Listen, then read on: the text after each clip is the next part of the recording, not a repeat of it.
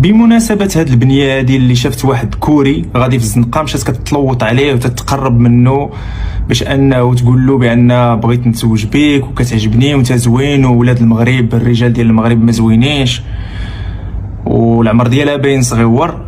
دابا بغيتكم عاد تخيلوا معايا كون كان العكس، كون كانت اوروبيه جايه من دوله اخرى وشي واحد كيتلوط عليها بحال هذاك اللي في البحر، كانت شي اوروبيه في البحر وجا كيتلوط بها، داروا عليه بوم، داروا عليه حاله. ودابا فين راهم دوك النسويات من هذا الشيء؟ هذه وكله مسكينه كتدبر على راسها، عجبها كوري، من بعد ما تغسل الدماغ ديالها بالثقافه الكوريه ولات كتشوفه هو ملاك فقط الجنسيه ديالو. تخيل دابا تيحكموا على الراجل بالجنسيه ديالو، ما عندك لا اخلاق لا دين لا فلوس، لا فقط الجنسيه، انه من جنسيه كوريه صافي هذا ملاك خصني نتزوج به. ما عارفينش قيمه الزواج وعظمه الزواج والله سبحانه وتعالى، وان حرام ان تزوج بغير مسلم. ما ربوش الوالدين بناتهم على هذا الشيء. اجنبي بسم الله، مغربي اراك التعكسات، اراك المهر الغالي، اراك الدار الطوموبيل المسائل، وممنوع انها تزوج بمغربي 18 سنه ولا شي حاجه. فهمتي خصها تكمل قرايتها وتخدم حيت ما تيقاش في المغربي طبعا.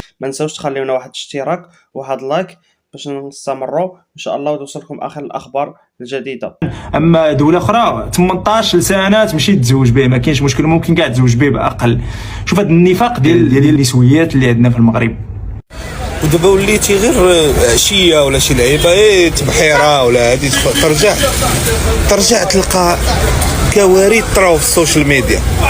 تلقى وحده كتظلل على سائح اجنبي كتقول ليه انت زوين وكذا، ضعيفه، ضعف، فهمتي؟ واحد ضعف وبنادم ما شنو عنده في مخو وما هو كيصور وكذا، فهمتي؟ كتلقى دري فلسطيني شاد كرش وتيبكي بصح الجوع، او كتخيل كيفاش الجوع، واش طرفت الخبز؟ سيدي طرفت الخبز ما كاينش، وكتشوف كتلقى بنادم زاهي اصاحبي،